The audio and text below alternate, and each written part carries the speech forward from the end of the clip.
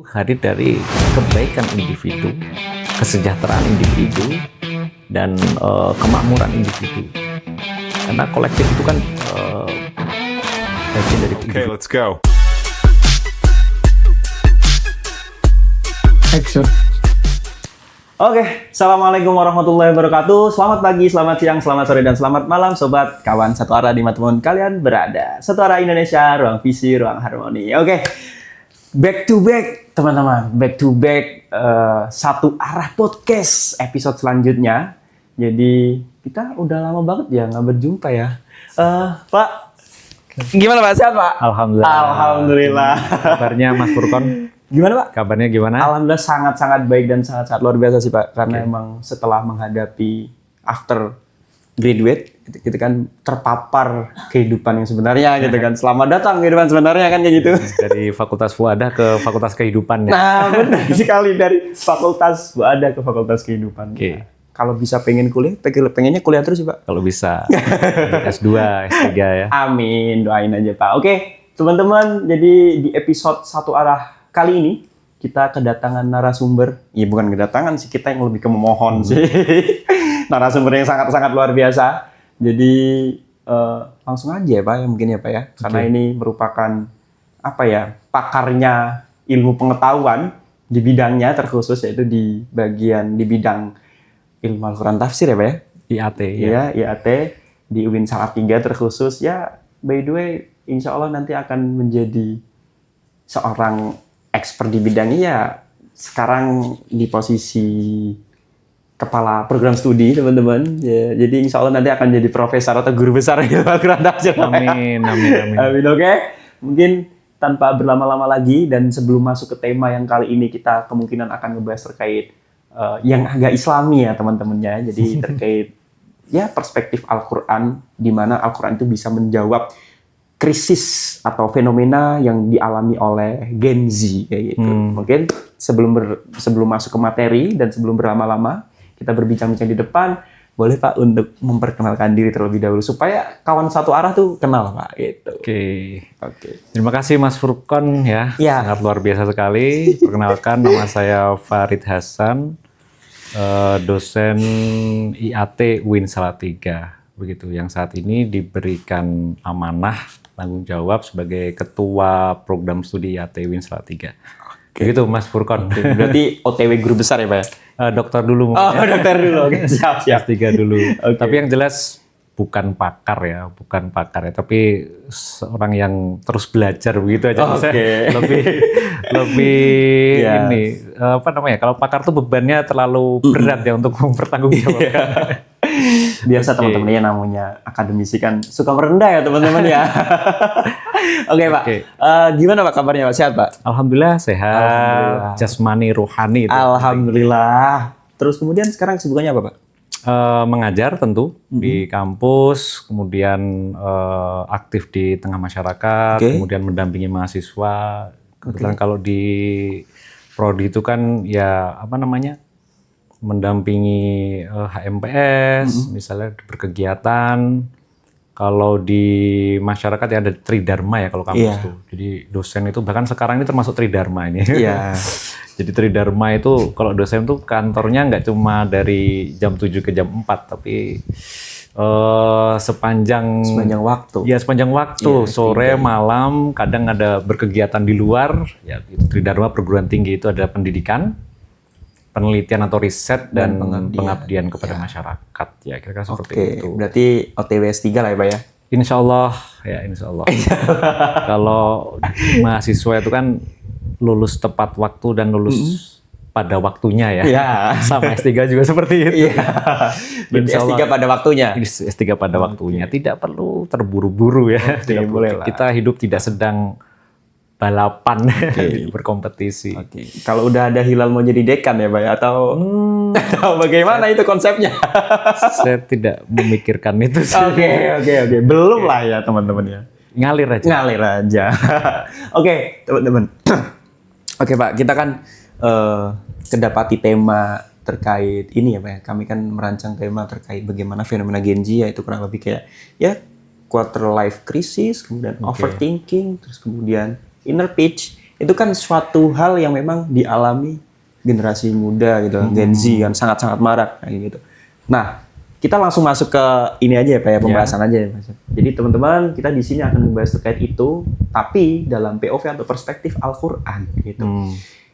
Ya, balik lagi tapi kita tetap akan membumi kok. Kita tetap akan santai aja kok teman-teman. Enggak yang Al-Qur'an wah berat nih, wah ceramah nih kan. Enggak seperti itu ya Pak ya. Enggak seperti itu. Jadi secara tidak langsung tema kali ini kita membahas terkait fenomena inner peace, overthinking dan quarter life crisis yang dialami Gen Z. Terus kemudian apa kata Al-Qur'an gitu.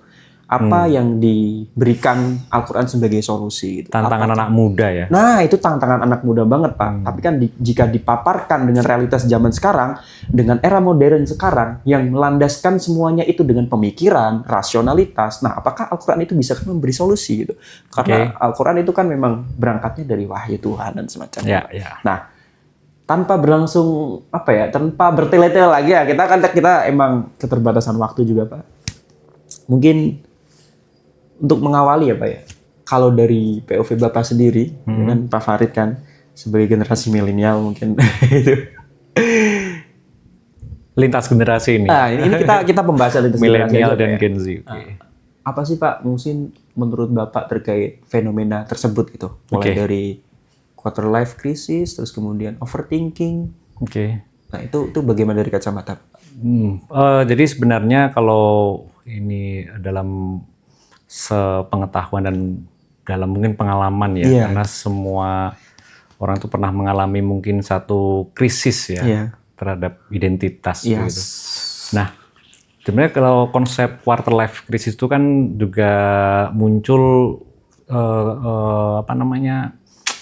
kekinian ya istilah itu. Namun sebenarnya itu sudah ya dialami manusia. Nah, bagaimana kalau dijelaskan pertama kali tentang quarter life crisis itu muncul itu adalah bagaimana umur 20 sampai 30-an itu anak muda itu mulai selepas masa pendidikan terutama dia terbentur dengan realitas gitu. Jadi seperti Mas Furkon sekarang ya. Setelah lulus sekitar umur berapa sekarang? Sekarang alhamdulillah 22 ya. Nah, itu dari Fakultas Usuluddin masuk ke Fakultas Kehidupan. Pada akhirnya yang sebelumnya tuh identitasnya jelas di KTP paling tidak sebagai mahasiswa, maka sekarang sebagai apa itu kan akan mencoba mencari-cari.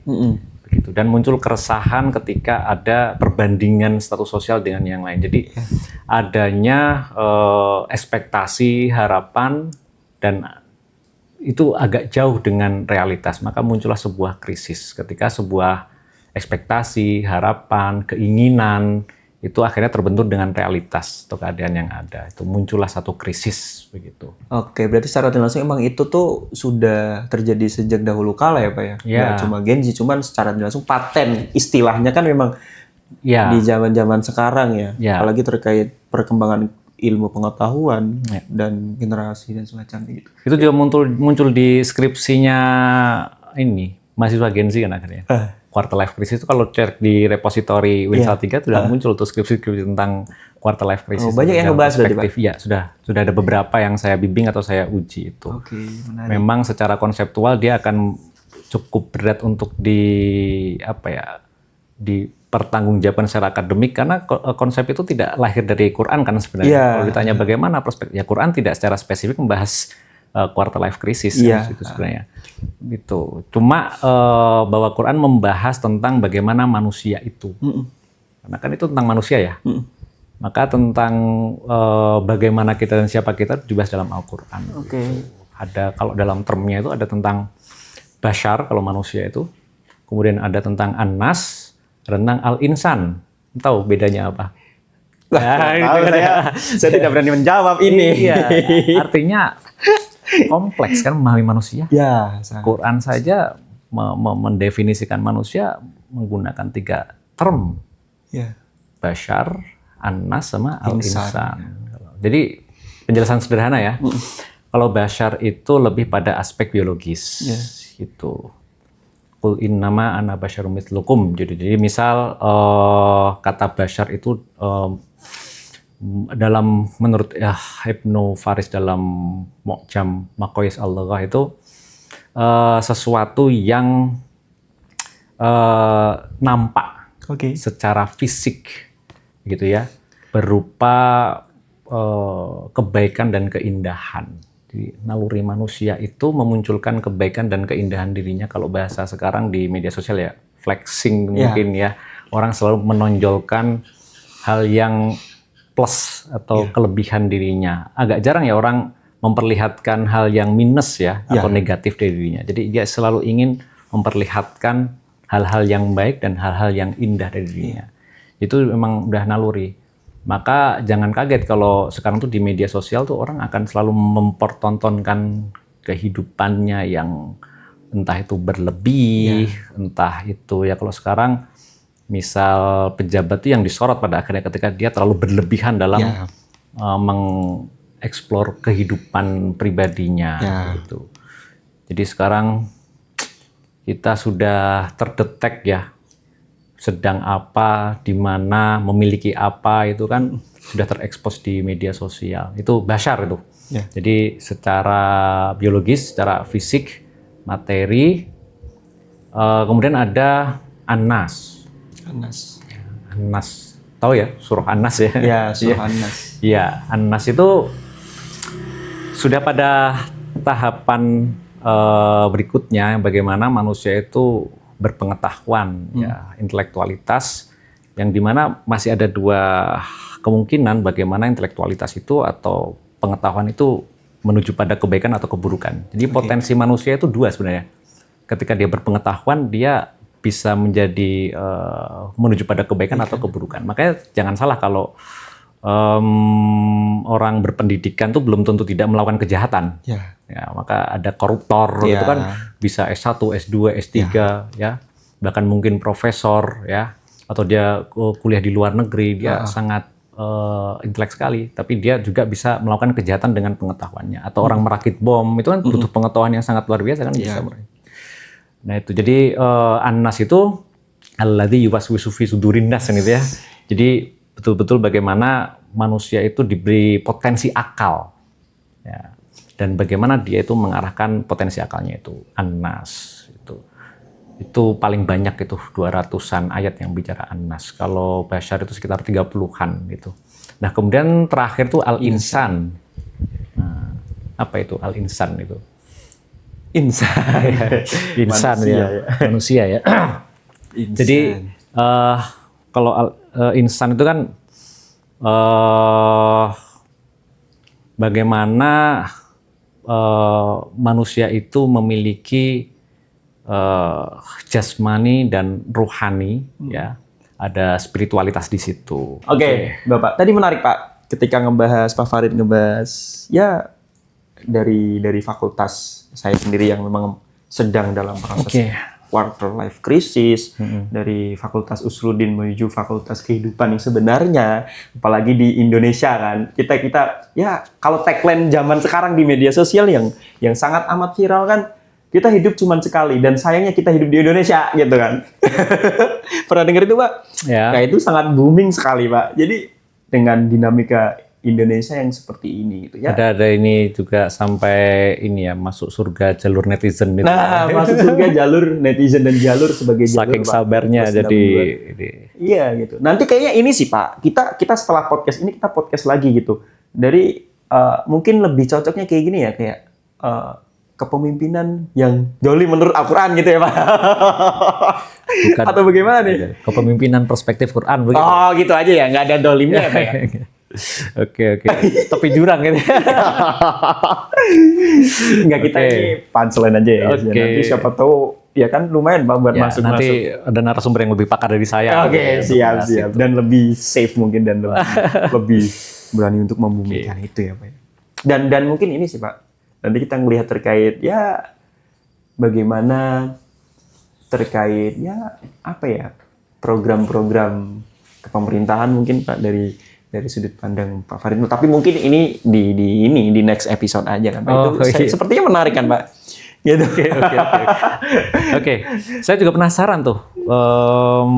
Sebenarnya kan melihat skripsi yang muncul, ya itu dimensi psikologi itu sering saya sampai menanyakan Anda itu mau nulis atau mau curhat begitu.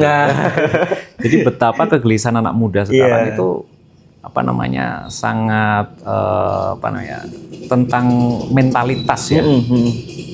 Maka dunia kalian itu kan bukan dunia saya sebenarnya. Dunia anak muda dengan dunia saya ketika muda itu kan sebenarnya dunia yang sangat jauh berbeda. Sangat jauh berbeda ketika saya memang sudah ada kayak teknologi tapi masih SMS kan nggak tahu SMS ya. Itu bagaimana kalau di zaman saya itu ya ada SMS dosen, kalau sekarang kan WhatsApp dosen. WhatsApp. Jadi kalau SMS tuh ada dunia penuh dengan keterbatasan. Ada karakter itu kalau karakternya lebih satu huruf aja, satu SMS itu 350 waktu itu. Jadi kalau lebih satu huruf aja sudah 700 rupiah. Jadi mahal, betapa anak muda zaman saya itu penuh dengan keterbatasan. Dan sekarang justru penuh dengan keleluasaan ya, potensi yang ada, teknologi artificial intelligence itu tantangan sekali. Bagaimana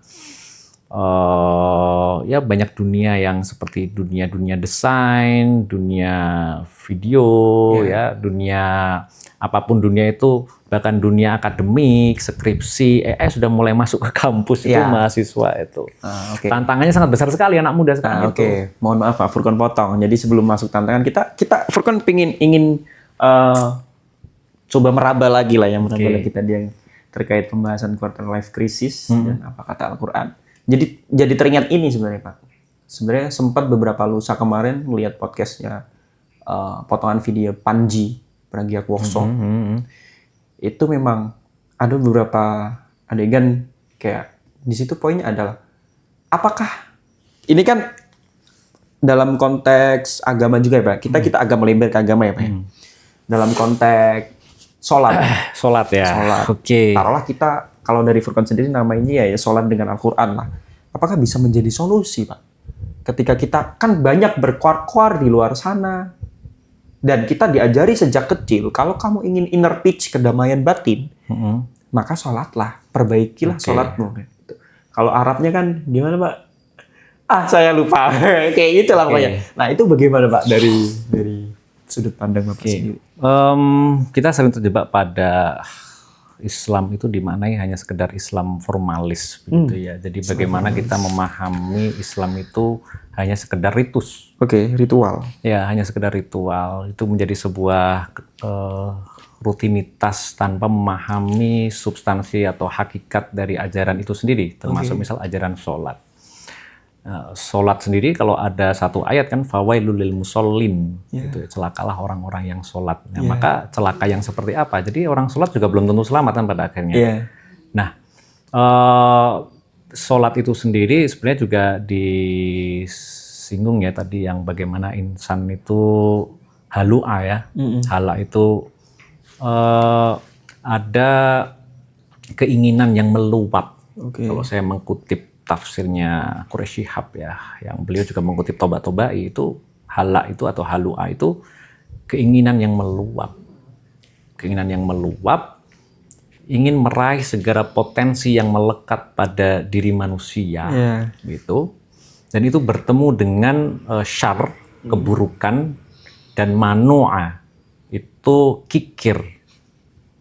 Jadi ketika keinginan yang meluap, ya, bertemu dengan keburukan dan bertemu dengan kikir, maka munculnya adalah kecemasan.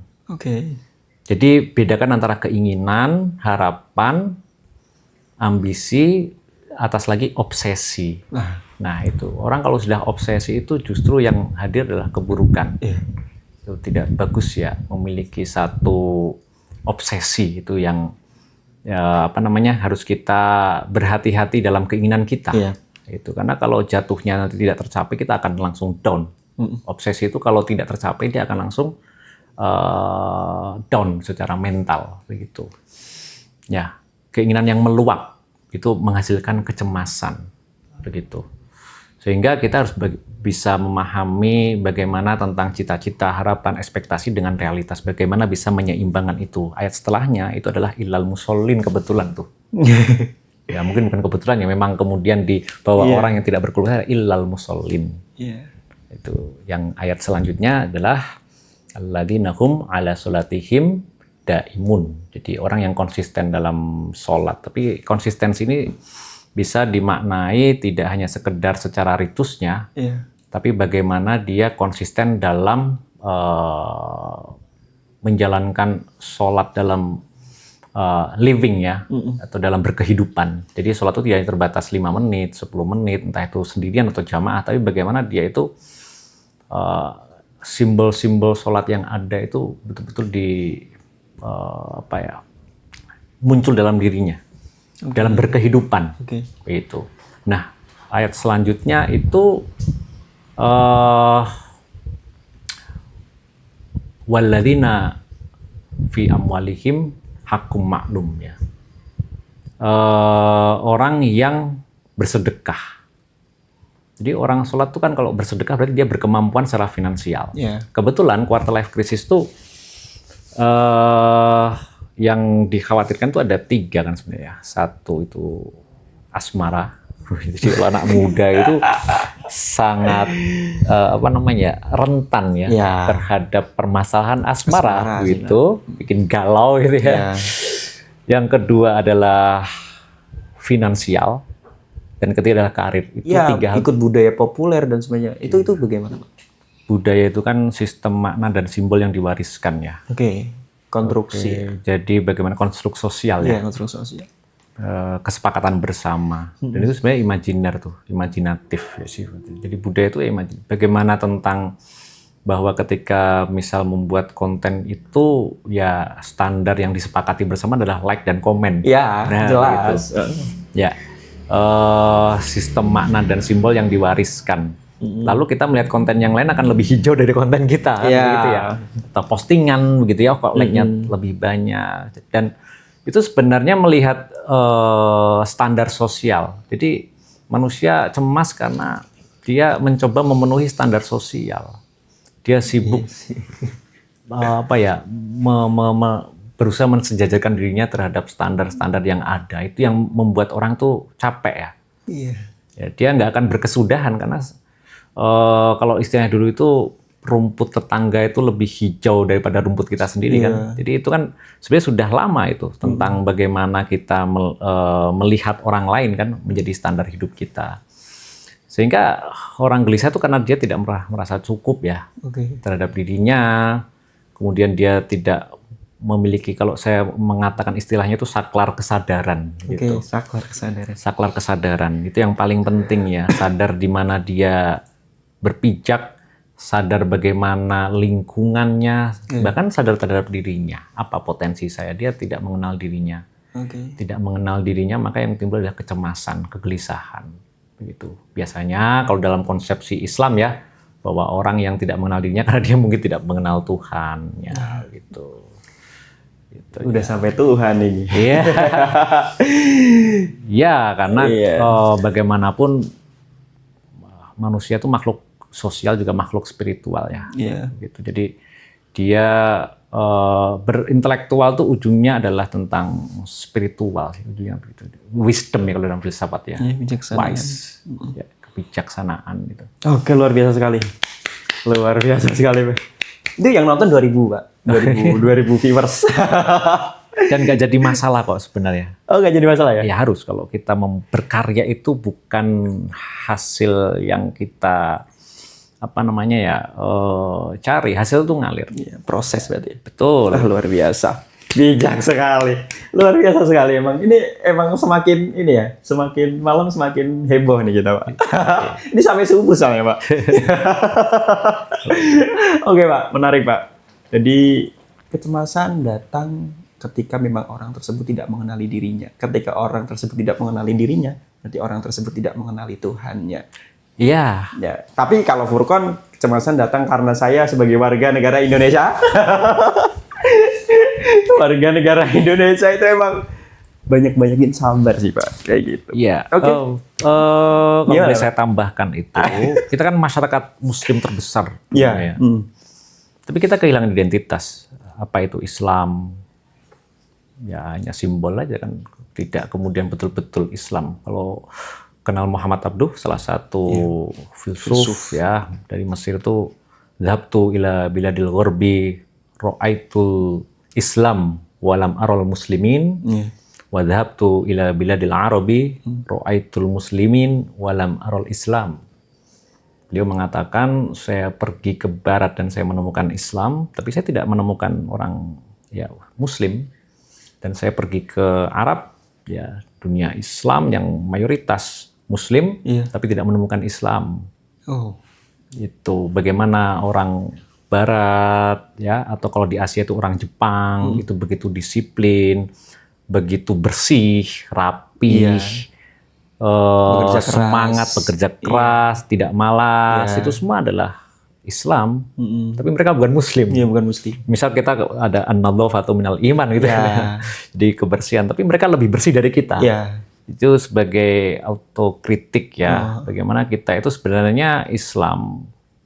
Kullam tu'minu walakin kulu aslamna ya. Jadi Islam tapi jangan-jangan Islam KTP. Tidak iman itu. Artinya Islam tidak menyentuh pada hakikat keislaman itu yang. Karena kita yaitu formalis ya. Sibuk pada ritual, ya, seremonial. Tidak menyentuh pada hakikat atau substansi orang beragama itu sendiri. Begitu jauh dari ajaran pada akhirnya. Itu namun secara visual terlihat. Bagaimana kita berpecis, bagaimana kita memakai baju koko, kita ibadah gitu ya, menjalankan syariat. Tetapi jangan-jangan kita jauh dari maksud atau tujuan dari syariat itu sendiri. Namun terjebak pada hanya formalnya saja. Gitu. Itu sih yang jadi catatan ya. Gitu. Menarik, Pak. Berarti secara tidak langsung emang ini autokritik buat kita bersama ya teman-teman. Ya semua. Jadi emang ketika kita ngomong kita Muslim, tapi kita tidak merepresentasikan Muslim itu sendiri gitu. Ya, sering tengkar gitu ya. Sering bertengkar. Mengedepankan ego gitu ya. Mengedepankan ego. Senang perang. Makanya. Katanya Islam itu agama damai, rahmatan lil alamin, tapi suka perang. Ya kalau nggak ada musuh kayak nggak rame gitu ya. Tidak justru ta'awun gitu ya. Alal birri wat taqwa, tapi kita suka justru lebih mengedepankan bermusuhan, berkonflik daripada berkolaborasi. Itu yang budaya kolaboratif itu yang belum muncul sih di kita gitu. Tapi justru persaingan dan gontok-gontokan gitu ya, kalah menang gitu ya. Oke, itu menarik banget sih Pak. Tapi kemudian bagaimana Pak Farid melihat itu, fenomena tersebut tuh kira-kira solusi yang seperti kita, orang-orang yang sadar itu bagaimana Pak? Kita harus, seenggaknya kita yang sadar itu harus melakukan apa gitu Pak? Kan itu kan konstruksi yang memang yang meluas dan emang nggak bisa satu kali waktu jadi untuk kita membenahi itu kan. Karena kan perubahan itu kan berbasis dari kesadaran kolektif, Mas. Nah, kesadaran kolektif. Iya, individu nggak bisa saya mau merubah dunia, nggak bisa, Mas. Iya, itu. Yang bisa adalah bagaimana kita merubah diri kita. Ya, itu bagaimana dari kebaikan individu, kesejahteraan individu, dan kemakmuran individu. Karena kolektif itu kan bagian dari individu-individu. Itu maka tadi misal surat Al-Ma'arij yang bicara tentang keluh kesah manusia, kemudian ilal musallin, kemudian ada bicara hakum ma'lum, jadi bagaimana orang sholat itu juga bersedekah. Jadi sering kan sholat dan zakat itu kan bersanding gitu. Jadi kita harus berkemampuan, Mas. Narasi-narasi tentang bahwa kalau kita menjadi orang miskin tuh harus sabar, ya itu akan terjadi kejumudan ya. Manusia tidak memiliki passion dan gairah untuk berkembang begitu. Fatalistik. Ya, fatalistik. Ya kita harus Islam itu agama perubahan. Ya, dia agama yang membawa satu peradaban yang maju. Jangan sampai kita justru kemunduran yang kita ciptakan, yang kita create bersama-sama. Nah, maka bagaimana Pak? Ya kita emang nggak bisa secara instan merubah situasi secara besar-besaran. Memang harus berangkat dari individu, Mas. Kesadaran itu berangkat dari individu. Maka muncul kesadaran individu, maka barulah muncul kesadaran kolektif. Ya bagaimana kita ada semangat, ya, keinginan, cita dan harapan, namun bukan meluap atau muncul tadi itu obsesi begitu ya. Bahwa tekad dengan obsesi itu dua hal yang berbeda. Yeah. Tekad itu dia tetap bisa menyeimbangi dengan realitas, bisa melihat situasi dan kondisi. Karena jatuhnya kalau gagal sekali sudah down. Yeah. Saya mau jadi dosen itu kan gagal 2 kali ya, gitu ya, gagal 2 kali. Dan kalau mungkin nasihat atau masukan boleh. Ya, habiskan jatah gagalmu di masa muda. Oke. Sebanyak-banyaknya. Bagaimana kegagalan itu memang harus hal yang kita harus kadang dalam kehidupan kita alami, kegagalan dalam hal apapun ya, dalam aspek apapun. Namun kita bisa belajar dari kegagalan. Jadi keberhasilan itu bagaimana kita bisa menyikapi kegagalan. Itu bukan satu capaian yang final. Misal saya berhasil menjadi dosen, kemudian itu final, ya tidak. Bagaimana kita bisa terus belajar. Kemarin kebetulan saya dapat ini dari Prof. Mahasin ya, guru besar di Jogja itu, bagaimana manusia itu seharusnya tidak pernah berhenti dalam mencari kebenaran. Saya kira ini satu arah ini dalam rangka itu ya. Oke. Tidak berhenti dalam mencari kebenaran. Maka curigailah orang yang mengaku menemukan kebenaran gitu. Dari Prof. Mahasin itu yang saya terngiang-ngiang ya. Ya, maka 17 kali Anda mengucap ihdinas siratal mustaqim. Wah, itu bagaimana satu arah itu ya siratal mustaqim itu. Tidak pernah berhenti. Selama Anda sholat tuh Anda mencari arah yang yang jelas ya. Gitu. Luar biasa sekali. Untuk mencari siratal mustaqim, jalan yang lurus ya teman-teman gitu. Oke. Berarti kemarin sempat ke ini Pak, Jogja? Ya, kemarin menghadiri promosi doktornya Dr. M. Sofiyuddin ya, dosen Fuadah ilmu hadis itu. Beliau ini ya berarti? Bidang hadis, Pak Sofiyuddin ya. Dan saya di Jogja itu tahun 2005 dulu masuk S1. Dan perubahannya sangat luar biasa, sudah 20 tahun. 20 tahun ya, 21 tahun tuh. Bagaimana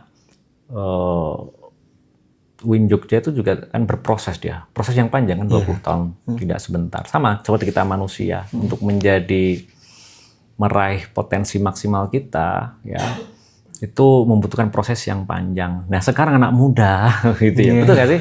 Lebih pragmatis, instan, dan sebenarnya memang terbentuk dari media, terbentuk dari teknologi keseharian. Kalau dulu itu ibaratnya standar sosial tuh melihat tetangga sekitar gitu. Kalau sekarang cukup buka HP sudah standar yang muncul gitu ya, bikin gelisah. Kalau ini Anda ingin nggak gelisah, ini diletakkan jadi untuk bisa lebih tenang itu. Ini jadi riuh. HP itu riuh. Saya sering kok kalau kuliah itu mahasiswa kan kadang nggak bisa lepas ya. Iya, dengan HP. Iya. Tolong diletakkan. Jadi ini HP ketinggalan di rumah aja udah kayak setengah jiwa ya tertinggal. Ya. Jadi bagaimana teknologi ini menjadi bagian dari kehidupan yang tidak bisa dilepaskan. Akhirnya manusia punya 2 kehidupan kan. Kehidupan nyata dan kehidupan virtual. Dan dia sering terjebak pada kehidupan yang imajiner tadi gitu. Dan yang paling tanda kutip bahaya yaitu dia tidak bisa kembali pada dunia nyatanya itu. Melihat dunia nyata ternyata jauh dari apa yang dia lihat di konten itu. Oke, luar biasa menarik Pak. Jadi karena keterbatasan waktu Pak. Mungkin lebih ke siapa sih Pak yang mungkin Pak Farid idolakan atau tokoh inspirasi seorang Pak Farid. Terus kemudian yang menjadikan acuan atau motivasi sampai sekarang ketika menjadi posisi yang di sekarang. Kalau yang pertama tentu mungkin orang tua mungkin ya. Orang tua itu almarhum bapak saya itu meninggal itu sejak saya umur 5 tahun gitu. Jadi krisisnya nggak nunggu 25 tahun. Masa kecil sudah krisis ya. Karena memang tidak mudah ya untuk besar tanpa seorang ayah. Namun saya melihat bagaimana perjalanan beliau ya yang mungkin menginspirasi sampai pada titik ini. Bagaimana beliau itu sangat tekun terhadap ilmu, mencintai ilmu. Dan saya punya keyakinan bahwa hanya dengan ilmu manusia itu bisa merubah nasibnya. bukan hanya sekedar pendidikan formal ya, karena kalau hanya kuliah itu hanya tanda orang pernah sekolah ya, tapi belum tentu pernah berpikir kan itu ya. Jadi bagaimana ilmu itu mengasah akal pikiran kita, itu menjadi manusia yang survive, yang kuat secara spiritual, secara intelektual ya, bukan manusia yang lemah gitu ya, dzurriyyatan dhi'afan gitu. Jadi jangan sampai kita meninggalkan keturunan ya, karena kita berkehidupan kan pasti nanti akan berumah tangga suatu saat, menikah, Mas Furqon juga ya, suatu saat kan menikah, memiliki keturunan, maka kita hidup itu meninggalkan legacy, meninggalkan warisan, dan warisan yang paling utama itu bukan harta, bukan materi, dia bisa habis, namun ilmu pengetahuan, dan itu yang saya rasakan, meskipun mungkin saya sudah lama meninggal, tapi saya masih mengkoleksi buku yang dibaca, yang ditulis, dan itu menjadi saya kira menginspirasi saya sejauh ini yang bisa survive dari kecil sampai sekarang. Itu yang pertama. Yang kedua, tentu tokoh-tokoh nasional banyak sekali, Mas Furqon. Seperti saya suka Gus Dur, ya, kemudian Gus Baha, gitu ya, Quraisy Shihab, ya, kemudian Nurcholish Madjid, Kunto Wijoyo, ya. Tan Malaka itu ya. Jadi dari yang mulai Islami sampai yang kiri, saya suka membaca tokoh-tokoh bangsa ya, bagaimana Soekarno dan tokoh-tokoh pendiri bangsa itu ya melihat sejarah ya. Jadi bagaimana kalau kita membaca buku itu sebenarnya sedang membaca perjalanan manusia, dan yang abadi dari manusia kan pikiran. Itu yang kita bisa melihat sebuah peradaban itu dari tulisan gitu ya, dari pikiran-pikiran manusia. Nah, itu yang mungkin Gen Z saat ini itu yang saya lihat ada krisis identitas dikarenakan mungkin minat membacanya atau budaya literasinya mulai melemah. Itu bahkan ketika menulis itu sudah ada AI, sambil tidur aja sudah jadi artikel gitu ya. Ada tinggal prompt gitu. Nah, itu yang menjadi tantangan Mas Furqon. Jadi kalau boleh saya masukkan ke anak-anak muda ya, itu hidup tidak seinstan itu ya, hidup tidak semudah itu, dia membutuhkan proses, membutuhkan perjuangan, membutuhkan kekalahan dan kegagalan ya. Namun jangan pernah berhenti berkeyakinan, itu sih kalau saya. Keyakinan harus kuat terhadap diri. Ya, dalam arti ini bukan konteks teologis ya. Artinya bahwa saya yakin terhadap diri saya, kemampuan saya, potensi saya, dan saya bisa meraih apa yang saya cita-citakan dan harapkan ke depan, sehingga tidak ada kekhawatiran. Anda bayangkan ada lulusan filsafat kan? Saya lulusan tafsir. Kalau ditanya orang luar mau jadi apa begitu ya? Jadi filsuf kita. Iya, jadi jangan khawatir, rezeki Allah itu luas kok. Masa kita terjebak pada standar manusia ya, bahwa kalau kuliah di kampus yang keren, jurusan yang keren, maka baru akan yang pengangguran juga banyak kok yang dari ilmu-ilmu yang umum ya, atau kampus-kampus yang itu nggak menjamin pekerjaan juga kan ya. Itu tergantung bagaimana individu itu. Itu Mas Furqon luar biasa sekali berarti teman-teman. Jadi notice tadi ya, ilmu adalah senjata paling ampuh untuk merubah nasib ya. Tapi secara tidak langsung kan dengan ilmu juga kita harus tidak melupakan adab ya Pak ya. Al-adabul fauqul ilmi kan gitu. Supaya tidak menimbulkan koruptor masa depan kan kayak gitu. Ya itu otomatis ya. Ilmu itu satu orang koruptor itu belum berilmu. Oh, belum berilmu Pak, Pak. Karena dia tidak memahami konsekuensi setelah dia melakukan kejahatan. Jadi ilmu itu tidak hanya sekedar teoritis ya, tapi bagaimana sampai kita menentukan pilihan-pilihan hidup yang kecil sampai pilihan-pilihan besar dalam hidup kita, dan kita paham konsekuensinya. Jadi orang menjadi bijak dalam menentukan pilihan-pilihan hidupnya. Begitu. Jadi koruptor itu tidak berpengetahuan secara utuh. Ya, koruptor, penjahat itu sebenarnya ya, meskipun dia secara gelar yang misal mentereng gitu ya, kan hanya gelar Mas itu Mas. Ini hal baru sih Pak dari Furqon sendiri yang baru dengar gitu. Ya koruptor nggak berpengetahuan gitu. Dia nggak memahami konsekuensi atas apa yang dia perbuat. Bagaimana dampaknya itu sangat sistemik kan. Tidak hanya 1-2 orang yang rugi, apalagi dia misal korup uang negara sampai miliaran, triliunan, ya bisa dibayangkan kan. Bagaimana tidak hanya bahkan bisa tidak hanya satu generasi, bahkan ketika sistemik dia bisa bergenerasi. Jadi betapa luar biasa kejahatan yang dibuat. Dia nggak paham itu. Ya. Meskipun titelnya mentereng ya. Ya. Itu bukan tanda dia berpikir gitu ya. Ya. Oke, luar biasa sekali teman-teman. Mungkin untuk akhiran Pak, ada nggak pesan atau quotes of the night mungkin malam ini dan pesan-pesan terakhir untuk teman-teman kawan satu arah yang memilikilah, saya lihat Mas Fulkon memiliki passion, ya memiliki gairah hidup itu yang penting ya, memiliki tujuan yang jelas, jangan terombang-ambing dengan standar sosial yang ada. Ya kita harus pakem terhadap diri kita sehingga kita memiliki tujuan yang jelas dan memiliki langkah-langkah yang jelas. Dan dengan persiapan tidak hanya secara intelektual, tidak hanya secara spiritual, emosional, tapi bagaimana mentalitas itu juga harus kuat. Jadi tantangan anak muda sekarang adalah tentang mentalitas, dan mental itu diasah dengan pengalaman hidup.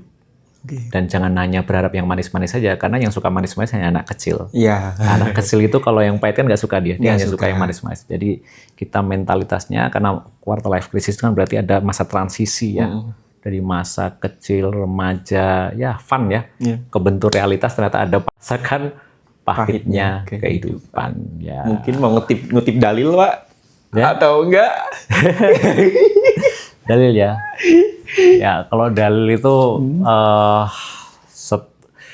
di balik kesulitan itu ayat yang populer ya. Oh, iya. Ada kemudahannya. Artinya bahwa tidak ada yang tidak bisa diselesaikan. Begitu. Setiap ada masalah itu selalu ada jawabannya, dan la yukallifullahu nafsan illa wus'aha, bahwa ya Tuhan tidak pernah memberikan satu beban di pundak manusia tanpa bahwa manusia itu memiliki kapasitas untuk menyelesaikan masalah tersebut atau beban itu. Gitu. Oke, luar biasa. Luar biasa sekali. Oke, teman-teman. Satu arah, gitu aja ya Pak ya. Oke. Mungkin karena emang udah kita larut terlalu lama juga. Terus kemudian terima kasih buat teman-teman semua yang udah menonton. Jadi kita tadi sudah ngalor ngidul ya Pak ya, ngebahas terkait banyak sekali, mulai kita berjalan-jalan dari fenomena yang sekarang terlebih dahulu, quarter life crisis, overthinking, dan inner peace, kedamaian batin, bagaimana dalam kata Al-Quran secara tidak langsung sebagai penawar gitu. Ketika kita sholat, ya kita sholat nggak secara ritus doang, tapi kita memahami apa makna dan ya tujuan sholat itu sendiri ya untuk menjadi hamba. Kalau secara sederhana yang hamba yang menghamba atau insan kamil kan gitu, manusia yang sempurna dengan beribadah gitu. Selain manusia sebagai khalifah, ya manusia sebagai abdun atau ya penghamba itu sendiri, penghamba kepada Tuhan yang Maha Kuasa. Jadi ya emang agama memang sebagai penawar ya Pak ya, secara langsung untuk sisi ruhaniyah ya. Karena manusia sendiri memang memiliki ya selain lahiriah ya batiniah juga. Nafas gitu. Oke. Gitu aja Pak Farid. Jadi terima kasih banyak atas waktu yang telah diberikan Pak. Wah. Semoga sukses dan lancar Mas Fulkon. Amin. Pak Farid juga semoga segera jadi doktor, profesor, habis itu rektor mungkin. Kan supaya saya bisa masuk Pak, dosen saya. Gitu. Episode kali ini Satu Arah Indonesia episode ke-13 kurang lebih. Jadi saksikan episode-episode selanjutnya yang akan datang. Kemungkinan kita akan ngebahas terkait permasalahan negara. Oke, mungkin kita jargon dulu lah sebelum penutupannya. Jadi kalau nanti Fulkon ngomong Satu Arah Indonesia, ruang visi, ruang harmoni. Gitu sih Pak. Ya, kita jargon kita itu membuktikan Satu Arah Indonesia itu Pak. Oke, Satu Arah Indonesia, ruang visi, ruang harmoni. Oke, gitu aja teman-teman. Kurang lebihnya mohon maaf. Wassalamualaikum warahmatullahi wabarakatuh.